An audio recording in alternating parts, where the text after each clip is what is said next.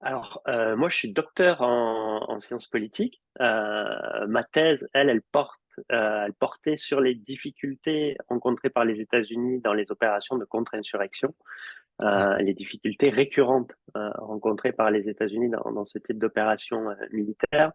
Et je me suis attaché à étudier trois cas sur une longue période historique, donc les Philippines au tournant du 19e et 20e siècle, le Vietnam, évidemment, parce que c'est un peu un incontournable, surtout dans l'histoire militaire américaine, et Mhm. la situation en Irak, donc la Ah guerre oui. déclenchée en 2003.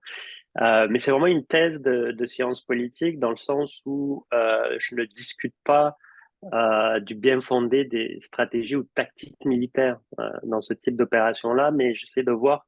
En fait, ma thèse, elle consiste à dire que les décideurs politiques aux États-Unis systématiquement privilégient euh, l'application de stratégies militaires conventionnelles dans des conflits qu'ils n'estiment pas être au cœur des intérêts des intérêts nationaux des États-Unis, en se disant que les stratégies militaires conventionnelles vont permettre de limiter les risques de perte et donc de backlash ou d'opposition politique à ces aventures militaires qui sont souvent mal comprises et mal expliquées à la population. Donc, j'essaie de voir et j'essaie de démontrer que dans tous les cas, historiquement, surtout ces trois cas, il y a les mêmes erreurs qui se reproduisent. Voilà.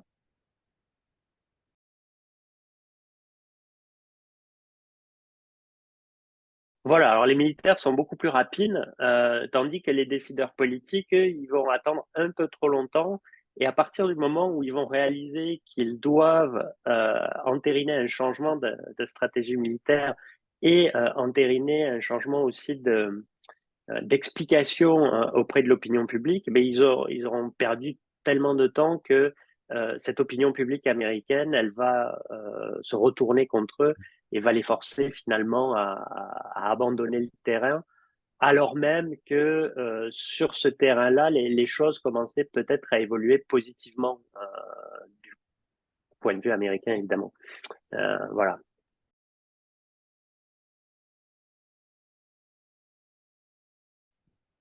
Mais écoutez, dans le cas de l'intervention de 2003, je pense que aujourd'hui, depuis quelques années maintenant, la littérature a établi de façon assez claire trois types principaux de motivation ou trois motifs principaux.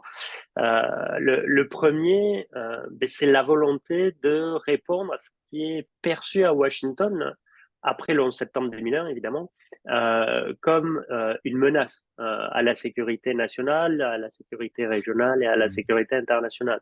Et ce motif, cette motivation-là, elle est assez bien illustrée dans l'administration W. Bush par la figure du vice-président Dick Cheney, qui est manifestement transformé par le 11 septembre 2001, pour pas dire carrément traumatisé, et il voit le risque que les États-Unis soient victimes de nouvelles attaques terroristes et d'attaques terroristes de plus grande ampleur qui impliqueraient soit l'appui d'un État voyou, d'un régime à la tête d'un État voyou, et ou l'utilisation d'armes de destruction massive. Donc la première motivation est probablement sincère, Mhm. même si elle est exagérée et qu'elle s'avère en grande partie fausse, c'est cette volonté donc d'éliminer une menace potentielle à la sécurité.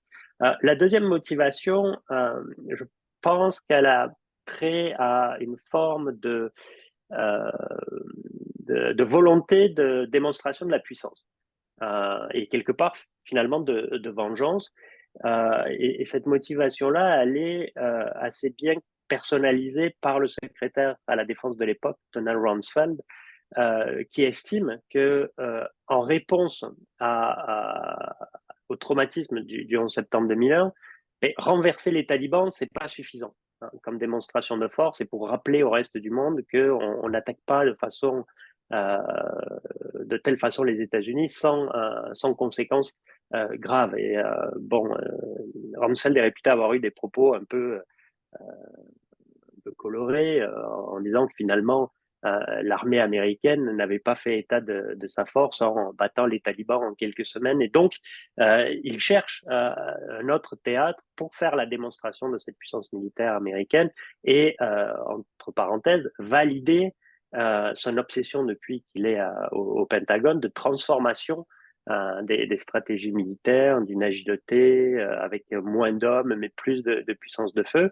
Et il s'avère que l'Irak correspond au théâtre idéal pour déployer, pour faire la démonstration de cette puissance militaire. Et évidemment, la troisième motivation, elle est plus idéologique et elle a trait évidemment à l'influence des néoconservateurs qui voient avec une intervention en Irak la porte d'entrée pour leur grande ambition de transformation radicale du Moyen-Orient en se disant que l'Irak est le premier pays le plus mûr pour cette transformation-là et qui pourrait ensuite faire tache d'huile dans le reste du Moyen-Orient.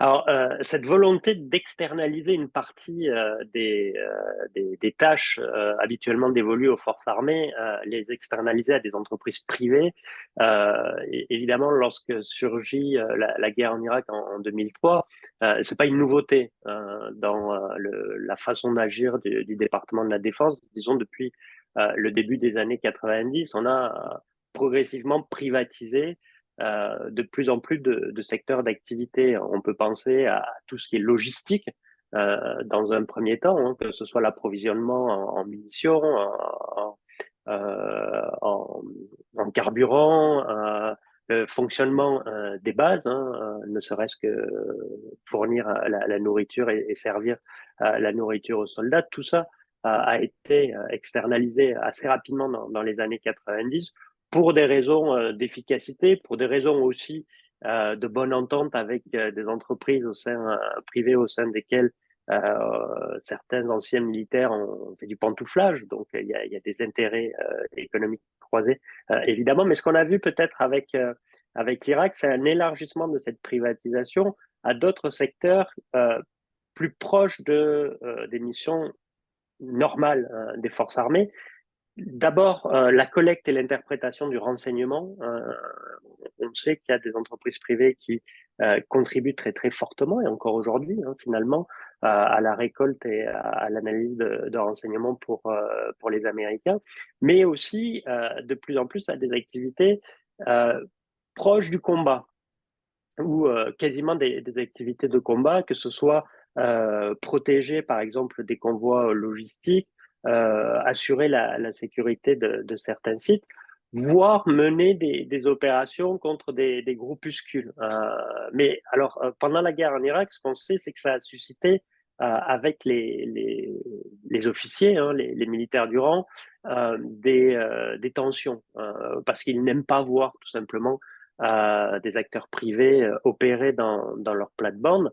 Et ça a eu aussi, ça a créé donc des tensions. L'efficacité était assez incertaine et ça a créé des dommages et des vrais problèmes, notamment lorsqu'on pense en particulier à ce qui s'est passé à Fallujah. Alors, c'est fin 2003 ou début 2004, je ne sais plus. Cette histoire des quatre mercenaires, entre guillemets, de l'entreprise Blackwater qui ont été assassinés parce qu'ils se sont manifestement perdus dans Fallujah.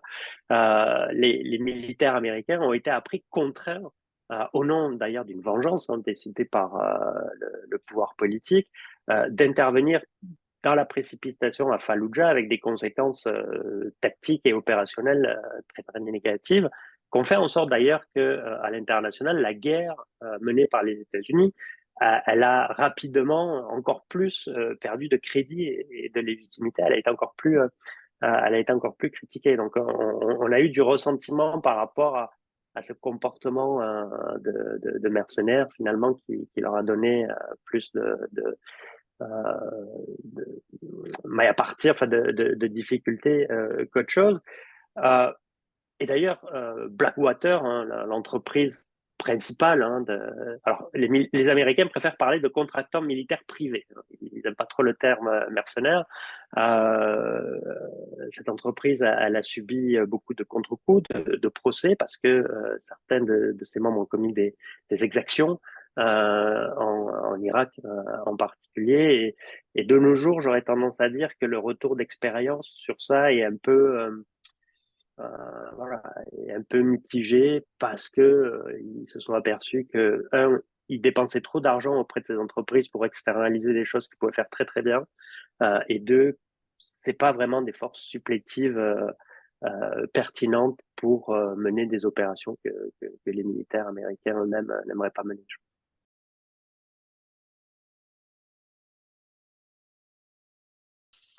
Alors, la situation globale de l'Irak 20 ans après, elle reste quand même très précaire. Hein. On pense à l'activité économique, on pense à la sécurité, aux diverses relations entre les multiples communautés, qu'elles soient religieuses ou ethniques, en Irak. L'idée qui était peut-être le fantasme des néoconservateurs en mars 2003 de faire de l'Irak un modèle de système démocratique décentralisé, libéral d'un point de vue tant économique que politique au cœur du Moyen-Orient, disons, il ne s'est pas concrétisé, même si aujourd'hui, la situation, par exemple, si on compare aux voisins syriens, elle est peut-être pas si mal, évidemment, si mal, voilà, entre guillemets, énorme, mais elle s'est certainement améliorée par rapport aux périodes les plus sombres de l'après-invasion américaine et les États-Unis.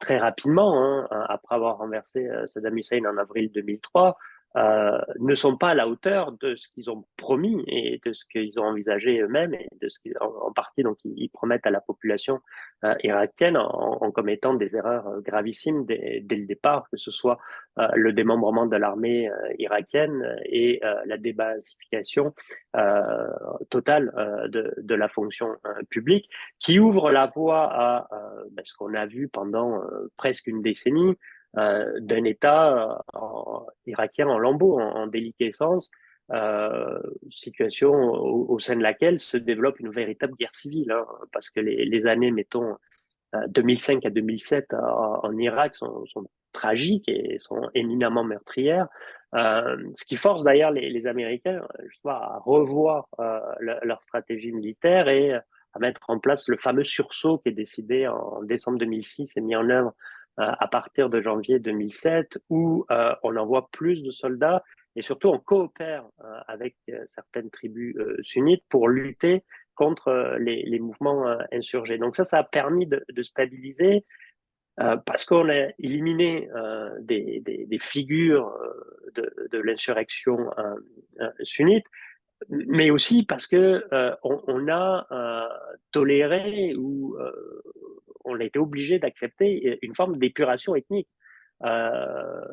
Et notamment dans une ville comme Bagdad, hein, où les communautés chiites et sunnites dans bien des quartiers vivaient entremêlés.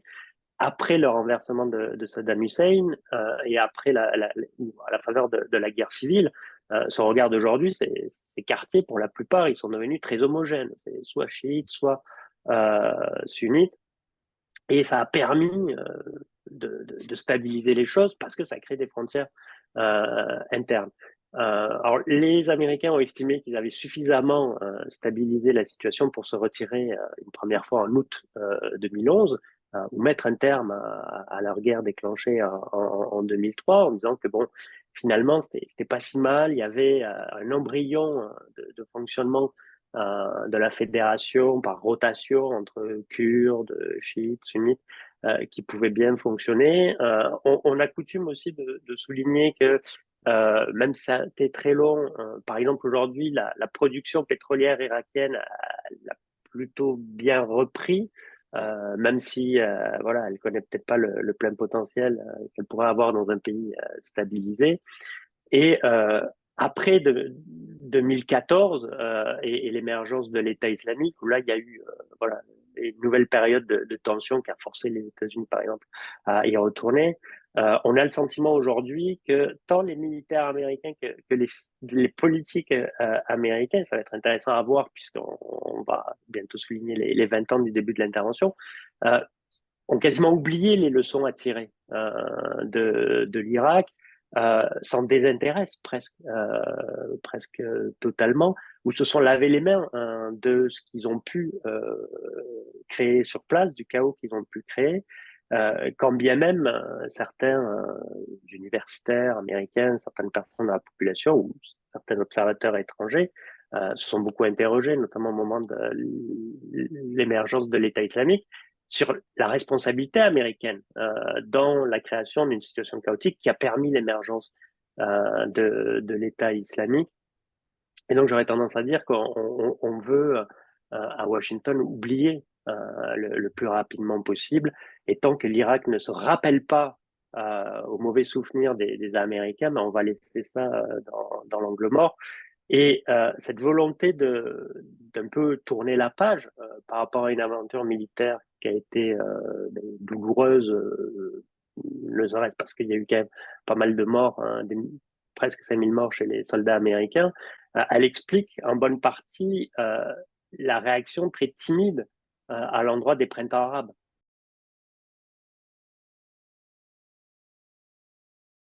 À partir de 2011.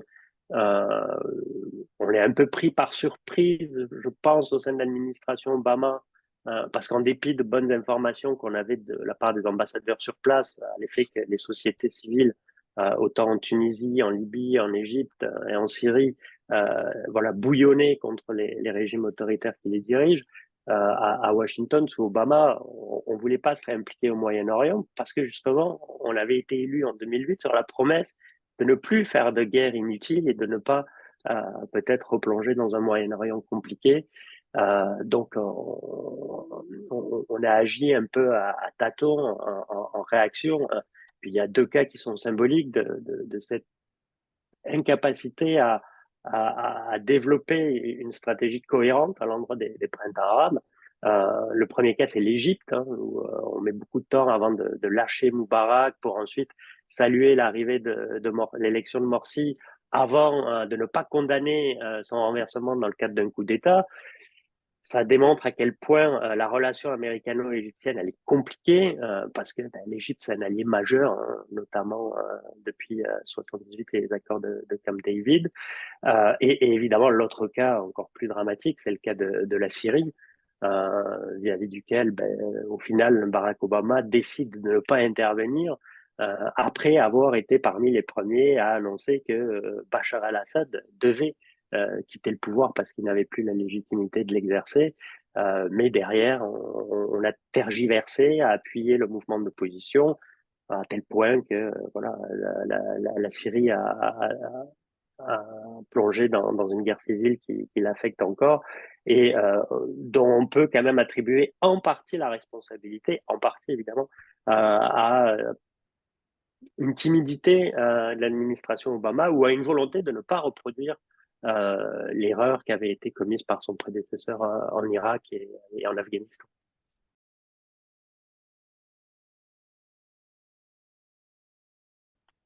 Oui, c'est une vaste question. Alors, bon, peut-être juste pour commencer, ou en guise de rappel, les États-Unis vont développer leurs moyens de renseignement à partir du moment où ils vont jouer un rôle accru sur la scène internationale et où ils acceptent de devenir une grande puissance impliquée dans les relations internationales à la faveur de la Deuxième Guerre mondiale et au sortir de celle-ci.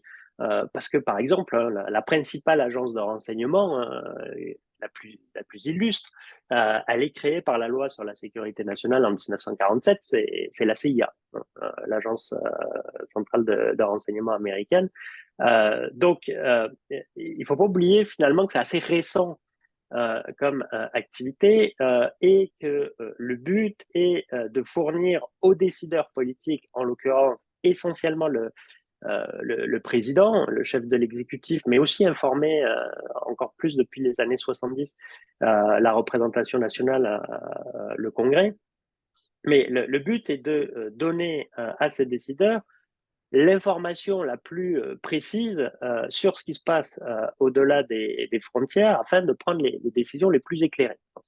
Bon, ça peut paraître évident, mais je pense qu'il est important de le rappeler. Et l'autre objectif aussi, ou l'autre mission, c'est de remplir des tâches qu'on ne veut pas rendre officielles, qu'on ne confie pas, par exemple, aux forces armées pour pouvoir, évidemment, éventuellement les nier si les choses se passeraient mal. Il y a une auteure assez marquante sur ces questions aux États-Unis qui a beaucoup étudié leur enseignement et son utilisation. C'est Amy Zegart qui explique un peu bon, la genèse historique et qui voit peut-être dans leur enseignement deux problèmes aux États-Unis majeurs et qui éclaire, je trouve, assez bien la compréhension qu'on peut avoir des relations. Le premier élément, c'est que c'est une communauté du renseignement qui est pléthorique. Il n'y a pas que la CIA, il y a deux douzaines, même un petit peu plus, agences de renseignement aux États-Unis.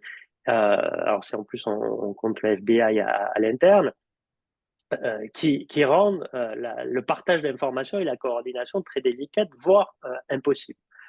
Ce qui est, selon Zegard d'ailleurs, c'est sa thèse, la raison majeure pour laquelle les États-Unis n'ont pas pu anticiper le 11 septembre 2001 ou n'ont pas su anticiper bien des phénomènes ou des menaces à l'interne et spécifiquement, encore une fois, le 11 septembre 2001.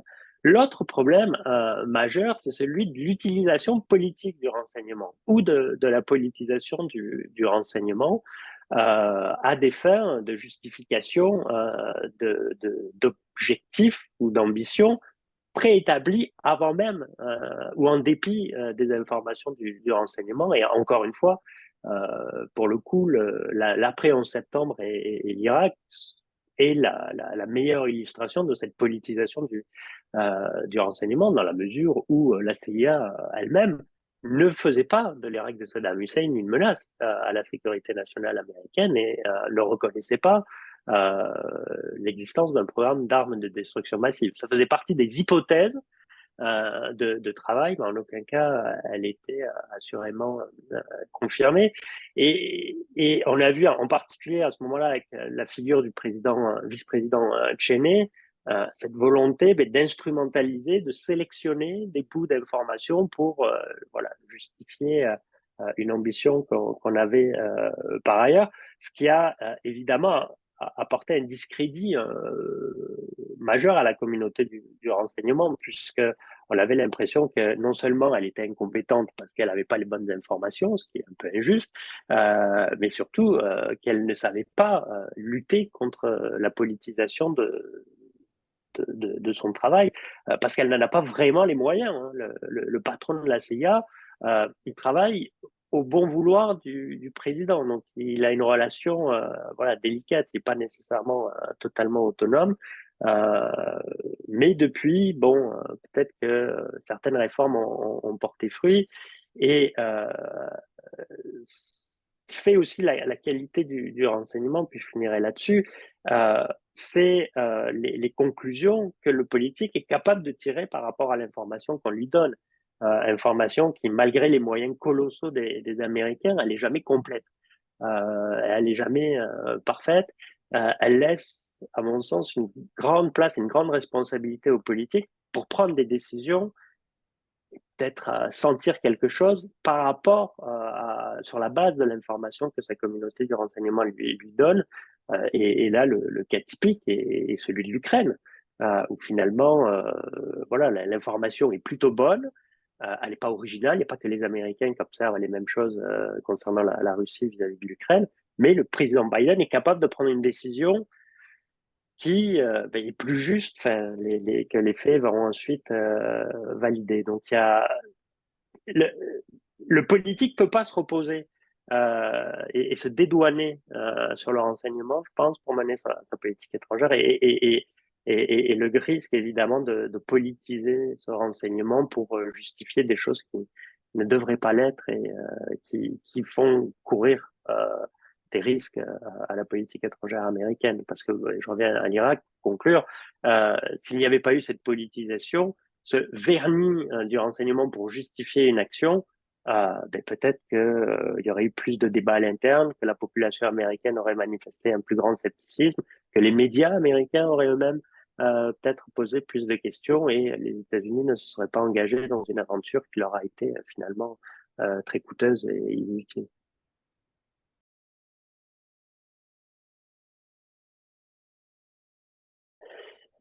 Il y a eu pas mal de hauts et de bas. On commence la période avec bon le traumatisme du 11 septembre, hein, voilà, qui met au jour la vulnérabilité de l'hyperpuissance telle que les Américains et les étrangers l'aperçoivent depuis la fin de la guerre froide. Une volonté de réaffirmer cette puissance de façon très très dure en répondant militairement à ce qui aurait pu être géré par des forces de police aussi, hein. D'ailleurs, le terrorisme étant peut-être quelque chose qui relève plus de la police et de la lutte contre la criminalité que de la guerre, hein, au sens classique du terme. Donc cette réaffirmation après le traumatisme de la puissance américaine avait culminé avec le renversement de Saddam Hussein en avril 2003. Donc là, on est au fait de cette capacité quasi impériale des États-Unis à faire ce qu'ils veulent en dépit des protestations de leurs partenaires internationaux, ou même s'ils violent en partie le droit international.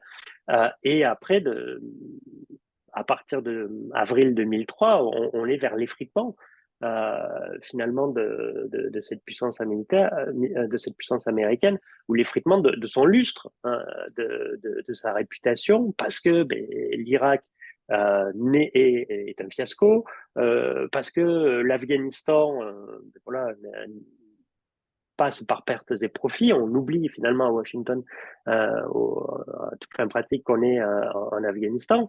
Et cet effritement de la réputation de la puissance américaine, il semble culminer avec le retrait fin août 2021 d'Afghanistan, qui semble valider le fait que Washington ne peut plus faire, même par rapport à des adversaires plus faibles, ce qu'elle estimait être capable de faire avec sa puissance. Et ce n'était pas innocent que Pékin, en août 2021, souligne très publiquement et très volontairement le fait que ça y est, bon, les États-Unis n'étaient peut-être pas aussi puissants que ça. Et évidemment, il y a ce rebond, probablement cette opportunité plutôt bien saisie par Joe Biden avec la guerre en Ukraine pour réimposer les États-Unis comme un acteur incontournable, que ce soit l'arsenal de la démocratie, on a l'impression de presque revenir à la Deuxième Guerre mondiale, et cette capacité d'exercer un leadership